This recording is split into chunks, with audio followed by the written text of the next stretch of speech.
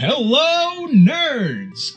Thank you once again for watching Generally Nerdy. This is your Weekend Nerdom video game edition for the week of December 18th. And on this week's video game news video, we are talking about E3 2018, some Northeast Championships gaming information, Ghost Recon Wildlands has some really epic stuff that's going through January. Quiet on the set, rolling.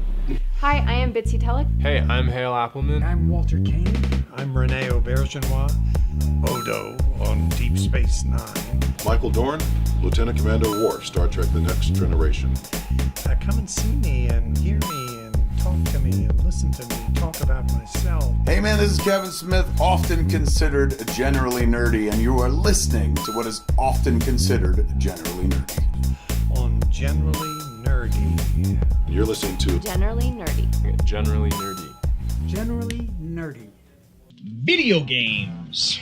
Start the start and then take it away. My name is Simpson Bartholomew J. Yeah, a little thing for people. Talking E3. So, like I've said many times, I am old in the world of gamers and such. I am on the other side of the hill ish. At least as far as the history goes, because generation before me, Gen X, there's not a whole lot of gamers necessarily there. There are people who play games but don't identify as gamers. So my generation, the millennial generation, sadly, I do not like identifying as such, but we are the first generation that really identified as being gamers. And I'm towards the beginning of that generation, so I'm an old gamer. Anyway, back in the day when E3 was a new thing, it was open to the public. It wasn't until, let's see, I was working at GameStop at the time, so it was probably 2005, 2006, roughly. They stopped opening it up to the public. It just became an industry event. They still released all of the videos of their conference, because Microsoft would have a big press conference talking about the direction they were going to go and what previews they had and trailers and new tech, and all of these things were announced, so they had to disseminate that amongst the people. And so the videos would be released, be it through GameStop, GameSpot, IGN, wherever, they would still show these videos. GameStop for many years sold those DVDs. It was the Microsoft DVD, the Sony DVD, the Nintendo DVD, and then the other things that were announced. EA usually got a spot on them. I can't think of any other publishers, but yeah, that was kind of how that worked for a long time. Last year, so 2017, because we're moving into 2018, but the last E3 that happened in 2017 was the first year where they opened it back up to the public. To mixed results, it would seem. The industry folks were a little put off by the inclusion of the public. It was a little too much like Comic-Con for their taste, so they were not super happy because interviewers couldn't go interview the people they wanted to interview because they were too busy with the public. It was cool to the public. It wasn't as cool to the industry folks. So this year, in response to that, they still are opening it for the public because they're going to make money by doing that.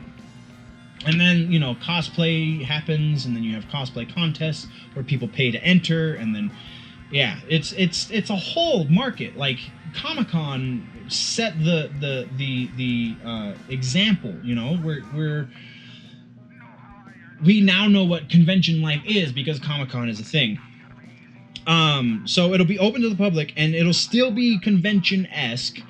But they're splitting their hours into an industry-only time. So the first 3 hours of the day, when the floor opens at approximately 11 o'clock, or 9 o'clock, actually, Those from 9 o'clock until about noon, it's going to be only industry types. Or it was actually 8 o'clock to 11 because the Gamer Pass is what they're calling the second half of the day, the latter 3/4 of the day, is going to be open for the public. So from 8 to 11, only industry types will be in.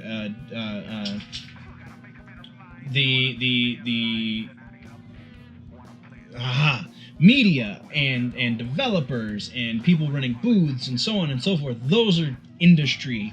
Those will be allowed on the floor for industry hour. So I feel like that's a pretty cool balance between, because it's not like Comic-Con. You're not going there for the same reasons you go to Comic-Con. This is very specifically geared for gaming industry. Moving right along, we're talking Monster Hunter, another retro game getting a revival. Monster Hunter World is open beta starting next week. It goes from December 22nd to December 26th. And it looks like they're going to be focusing primarily on the weapon system, customization for Palico companions, and the different monster types that you're going to get. Monster Hunter was a game from years ago, PlayStation 1, if I remember correctly. The official release of the game is going to be January 26th of 2018. It will be released for Xbox and PS4. The PC release date is sometime after that. There's no set date. So that's kind of cool. Monster Hunter. Moving into the Northeast Championship is going on this weekend. It's primarily a fighting game tournament, fighting game centric tournament. And there's like Tekken 7 and Street Fighter 5 and Soul Calibur 5 and all of these things, but no Injustice? I'm handing this one off to you guys. Why would they not include Injustice? The bit I read about it on Kotaku said that Tekken 7 was the best fighting game of the year. When we all know that's not true, at least in my heart and in the hearts of many others, and also in the hearts of anyone who voted for the Game Awards this year. Injustice is the best fighting game, so why would you not? It's also top tier for EVO. Anyway, it just struck me as odd that they had no Injustice and it was so fighting game centric. So I'm going to hand that off to you guys. Let me know what you think. Why would they not include Injustice in such a fighting game centric tournament? And then our final bit of news for video games, we teased it in the intro. Ghost Recon Wildlands has a very special surprise for you that started December 14th, so just a few days ago. Predator is going to be in the forests of Wildlands. The new Predator content will appear as an event for solo or co-op play modes in-game, and while defeating it will be a difficult task, you'll earn exclusive items like a mask with Predator vision. You can also buy a Predator pack via in-game store. Contains 15 new customized items, including movie-inspired weapons and close combat moves.